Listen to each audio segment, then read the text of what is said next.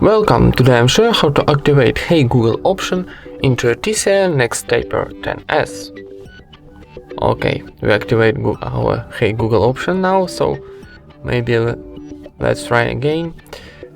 First of all, need to open our Google application, this one. Now, in the top right corner we got a Google account icon, so tap it and choose settings. Here go into voice option. And now go into voice match, and here tap get started. Now need give access to your assistant, tap more and next.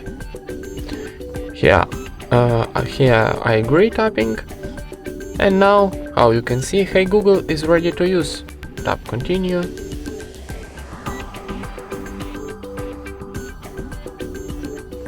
And that's it. Thank you for watching, leave thumbs ups and subscribe to our channel.